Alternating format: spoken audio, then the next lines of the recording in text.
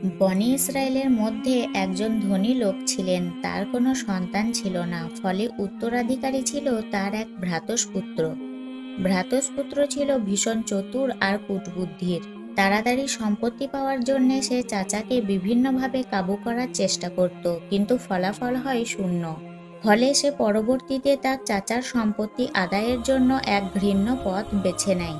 সম্পত্তি পাওয়ার ঘোরে সে এতটাই আচ্ছন্ন হয়ে পড়ে যে এক পর্যায়ে সে তার চাচাকে হত্যা করে ফেলে এবং রাতে তাদের গ্রামের এক লোকের দরজার উপরে রেখে আসে।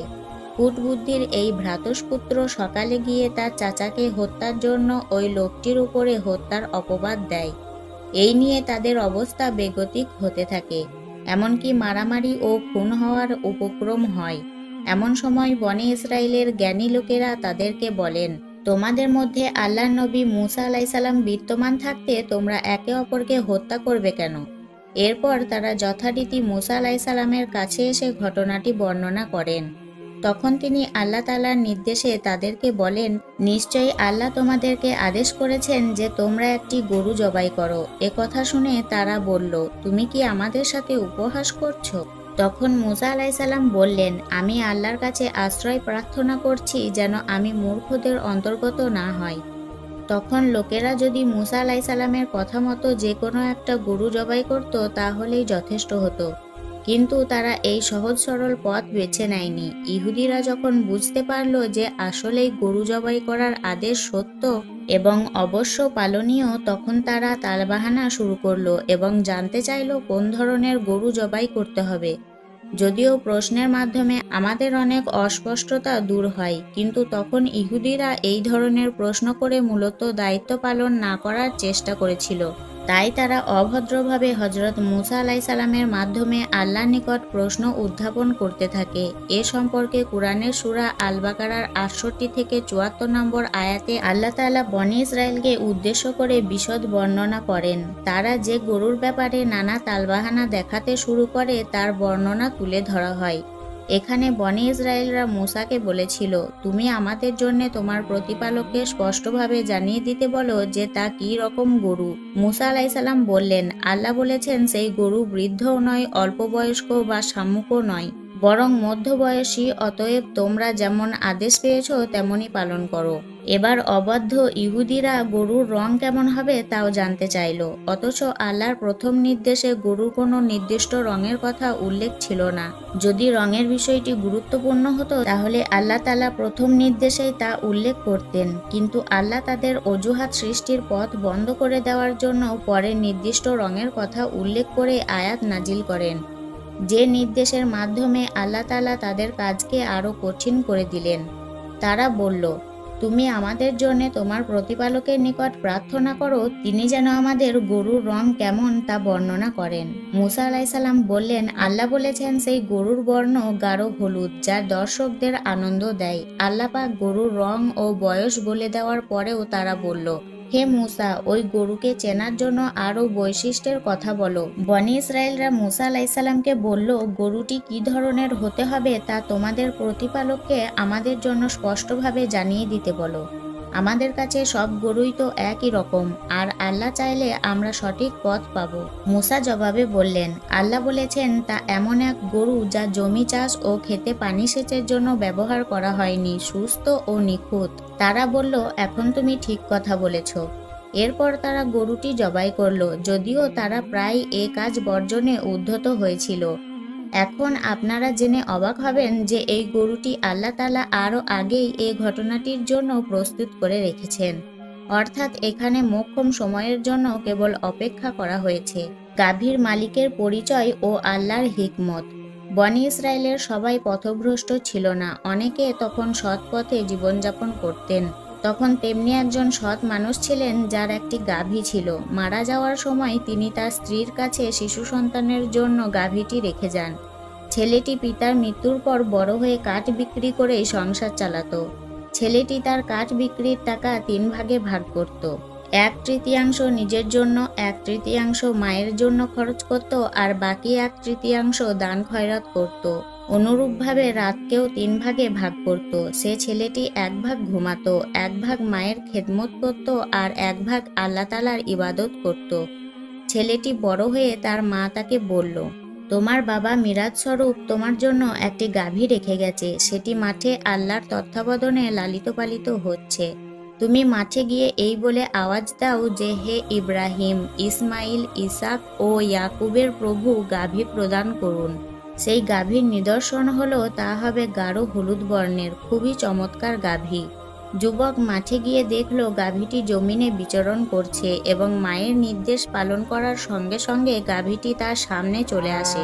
দেখা গেল মায়ের বর্ণিত নিদর্শন ও গুণবলী গাভীর মাঝে রয়েছে। যুবক যখন গাভীর ঘাড় ধরে টানতে শুরু করলো তখন গাভী বলল, হে মায়ের বাধ্য সন্তান, তুমি আমার উপর আরোহণ করো, তোমার আরাম হবে। যুবক বলল, আমার মায়ের নির্দেশ তোমার গর্দান ধরে নিয়ে যাওয়া, আরোহণ করা নিষেধ আছে। তখন গাভী বলল, হে যুবক, তুমি যদি আমার কথা মতো আমার উপর আরোহণ করতে তবে আমি কখনো তোমার বাধ্য হতাম না।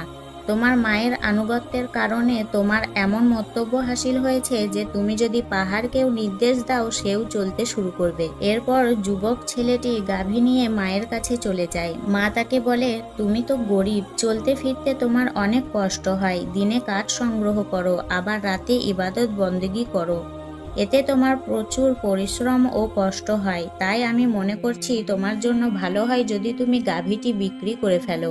ছেলে জিজ্ঞাসা করে, কত দামে বিক্রি করব?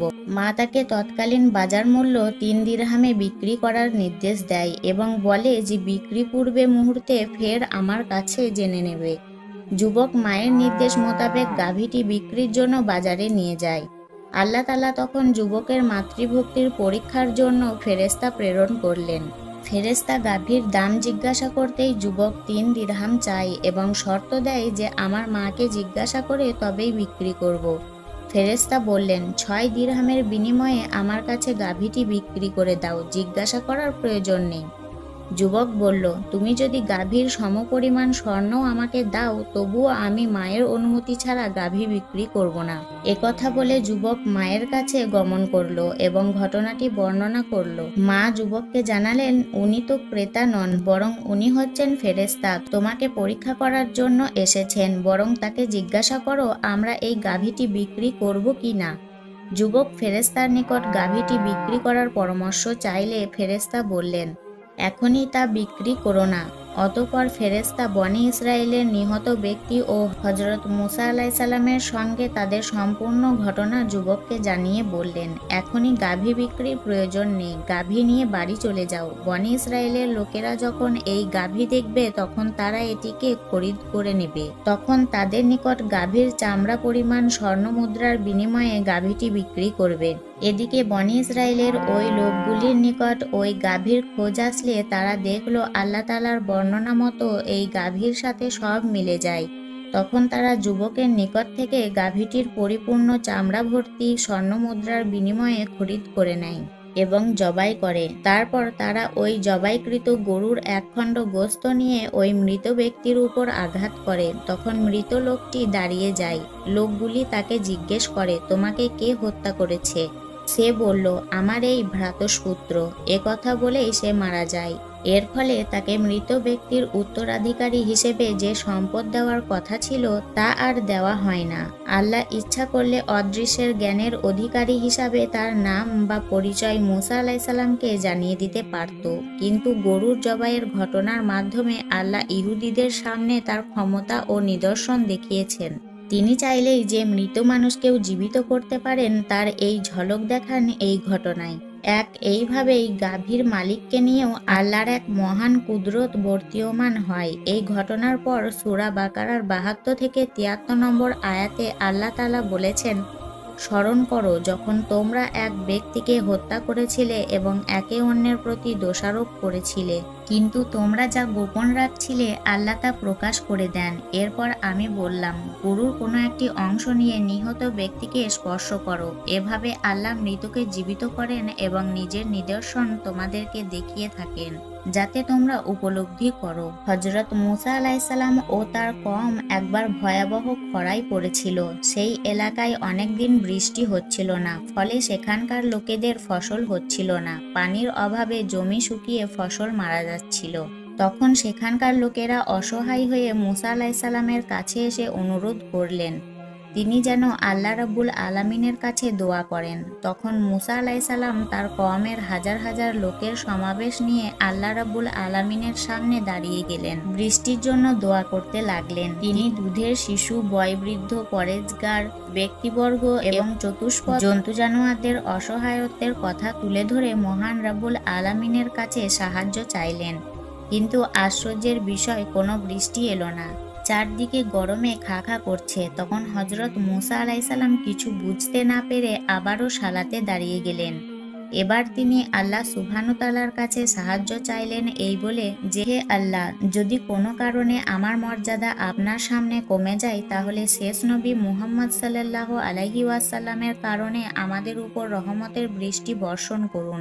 তখন আল্লাহ সুবহানাহু তাআলা মুসা আলাইসাল্লামকে জানিয়ে দিলেন, ও মুসা, তুমি এটা ভেবো না যে তোমার মর্যাদা আমার কাছে কমে গেছে, বরং এ অনাবৃষ্টির কারণ হলো তোমার কওমের এক ব্যক্তি যে কিনা গত 40টি বছর ধরে আমার নাফরমানি করে এসেছে। তাকে বলো এই জামাত থেকে বের হতে। একমাত্র তারই নাফরমানির কারণে তোমাদের এলাকায় বৃষ্টি বন্ধ করে রেখেছি।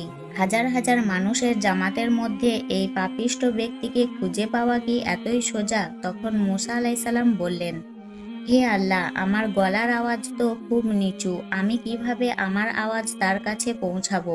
মহান আল্লাহ তাকে আশ্বস্ত করে বললেন, তিনি তার নবীর আওয়াজ তার কাছে পৌঁছে দেওয়ার ব্যবস্থা করবেন। তখন মুসা আলাইসাল্লাম সেই হাজার হাজার লোকের উদ্দেশ্যে জোর গলায় ঘোষণা দিলেন, ওহে পাপিষ্ঠ, কে তুমি যে 40টা বছর ধরে আল্লাহর নাফরমানি করে এসেছো?